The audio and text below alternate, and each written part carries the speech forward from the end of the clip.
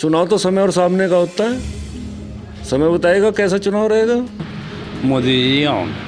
और सबसे बड़ी प्रॉब्लम तो यही रही कि कैंडिडेट के खिलाफत थी, ना कि करेगी, तो इनको आने वाले 2024 के चुनाव में भी काफ़ी नुकसान उठाना पड़ेगा। और आगे भी आओगा, आगे कैंडिडेट सही आओगा तो वोट करेंगे, नहीं उसका विरोध करेंगे। पश्चिमी उत्तर प्रदेश में त्यागी समाज को हमेशा भारतीय जनता पार्टी के कोर वोट बैंक के रूप में देखा जाता था, मगर मुजफ्फरनगर के खतौली विधानसभा उपचुनाव में बीजेपी को मिली करारी शिकस्त के बाद इस पर सवाल उठने शुरू हो गए हैं। दरअसल खतौली विधानसभा क्षेत्र का नावला गांव त्यागी बाहुल्य गांव है। अब यहां के ग्रामीण 2024 में अपने ही समाज का प्रतिनिधित्व संसद में चाहते हैं। ये तो सब किसानों के हाथ में है। किसानों का ही यहाँ से मेन रोल है, मुद्दा है। गन्ने का भाव तय नहीं हुआ और पिछले कुछ पेमेंट भी रुके हुए हैं, तो मेन किसानों का ही था, मजदूरों का था। उसी के ही ऊपर ये जो सीट गई है और आगे भी इसी के ऊपर आएगा। उनकी जीत जो है विक्रम सैनी की वजह से हुई है। अगर विक्रम सैनी की इसकी जगह अगर कोई और कैंडिडेट होता तो शायद जीत जाता। यो ना तो इस पर बोलना आता, ना इसने आज तक काम करा, ना ये हमारे गांव में आया। लेकिन ये इलेक्शन अलग था, ये तो आके बेवजह पड़ा सिर पे। रही बात 2024 की, जहाँ तक मेरा मानना है, मैं बीजेपी का बूथ अध्यक्ष हूँ, पर लेकिन मेरा अपना मानना और जो जनता से बात करता हूँ उसके अनुसार अगर संजीव बालियान को भी टिकट यहाँ से मिलता है तो उसके भी हारने के चांस 50% हो गए। जाति तो सब खिलाफ ही थी सब, क्योंकि श्रीकांत का जो प्रकरण था उस बारे में सब खिलाफ ही थे, तो बिरादरी ने सबने खिलाफत में ही वोट करी। प्रभाव तो डालेगा ही। देखो अब क्या आ गया, हमारे लोगों की क्या मीटिंग होती है, क्या बात होती है। वो देखें अब इनके विधायक चाहे उनकी शकल सूरत कैसी हो, काम कर रहे सरकार के अनुरूप तो ठीक है। पता चला सरकार की जड़ तो यही खोद रहे जो इनके विधायक गण है। और मतलब जो जातियों का भी अगर जब सरकारें जातिगत चीज़ों पे ले ही आई तो हर जाति को फिर समान प्रतिनिधित्व भी होना चाहिए। अब त्यागियों को तो इन्होंने ये समझ लिया कि जैसे हिंदुस्तान में तो त्यागी तो कोई रहते ही नहीं। अब इसी का तो इन्हें खमियाजा है कि अगर समय पे ये सही कदम उठा लिए जा, जितने हमारे यहाँ नेता है काम की पूछा किसी ने एक भी।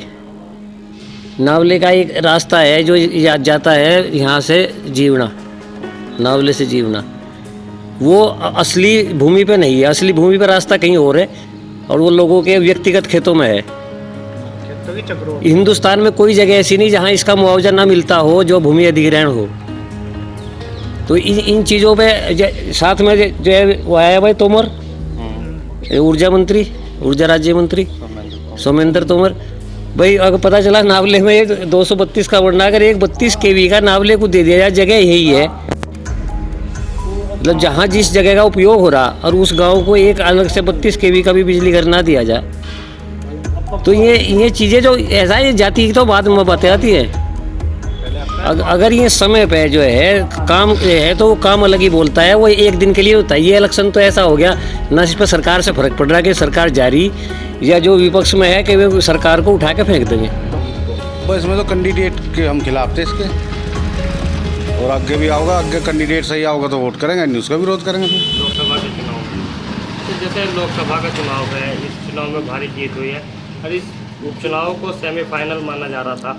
क्या 2024 के लोकसभा चुनाव पे फर्क पड़ेगा? ना ऐसा कुछ नहीं। कैंडिडेट का विरोध था बस केवल। नहीं, आप मुजफ्फरनगर लोकसभा में 5 विधानसभाएं पड़ती है, 6 उनमें से एक जो है अभी उपचुनाव था ये, इसमें कोई भी ज़्यादा इंटरेस्ट, क्योंकि वोट परसेंटेज ही कम हुआ है, 50% वोट परसेंट। और सबसे बड़ी प्रॉब्लम तो यही रही कि कैंडिडेट की खिलाफत थी, ना कि बीजेपी की। ऐसा नहीं, बीजेपी को तो 24 हो चाहे 22 गया है, इसमें भी जीता था ये कैंडिडेट। बट यही है थोड़ा कि जैसे आवारा पशु है या गन्ने का भाव, क्योंकि मेजर ये फील्ड जो है हमारा मुजफ्फरनगर का, ये गन्ने की बेल्ट है प्योर, तो यहाँ गन्ने का रेट ही डिसाइड नहीं है, अभी पर्चियों पे प्राइस ही नहीं आ रहा है।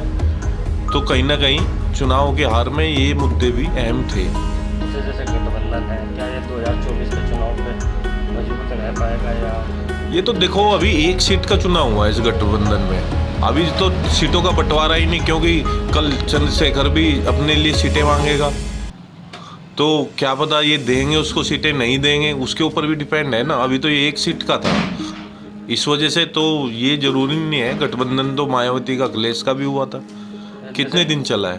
तो कहीं ना कहीं भाजपा को ये दर्शाने के लिए हुआ, लोग अधिकतर भाजपा की साथ ही थे, चाहते भी भाजपा का शासन ही है, सुशासन बहुत अच्छा है।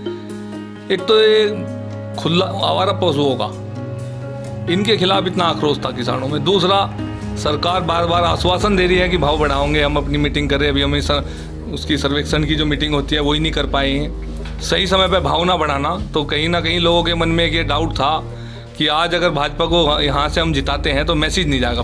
मुजफ्फरनगर गन्ने की बेल्ट है, चीनी का कटोरा कहा जाता है। अगर ये सीट बहुत दुख हुआ लोगों को हरा के कि हम भाजपा के खिलाफ वोट कर रहे, मगर एक संदेश देना चाह रहे थे।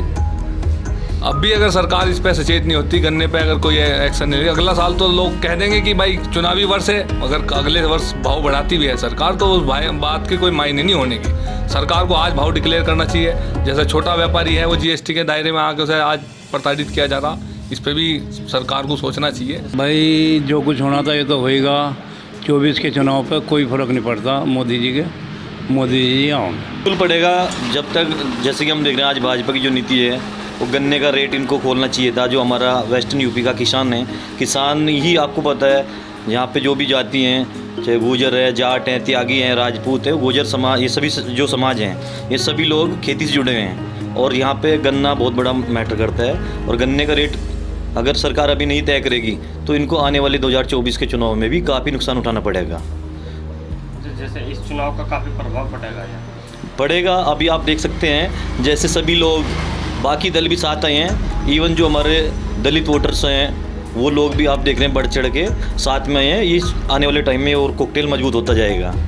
दूसरा एक चीज़ और मैं बोलना चाहूँगा आपके चैनल के माध्यम से, अभी प्रदेश में सबसे बड़ा जो आज व्यापारिक तबका है वो बहुत परेशान किया जा रहा है। जीएसटी का अगर आप देखें तो जीएसटी की वजह से काफ़ी शॉप बंद हैं और जीएसटी के ताबतोड़ छापे मारे जा रहे हैं। तो ये आने वाले टाइम में काफ़ी नुकसान पहुंचाएगा बीजेपी को, क्योंकि व्यापारी तबका भी कहीं ना कहीं परेशान है। देखते हैं गठबंधन में कौन कौन शामिल रहेगा। मुझे तो लगता नहीं है सब लोग जब तक संगठित रहेंगे। तो टाइम, चुनाव तो समय और सामने का होता है, समय बताएगा कैसा चुनाव रहेगा। जैसे आज़ाद चंद्रशेखर आज़ाद भाई ये सम्मिलित रहेगा तो तभी तो पता लगेगा। अभी तो इनके क्या पता कि कौन गठबंधन में रहेगा और कौन बाहर जाएगा।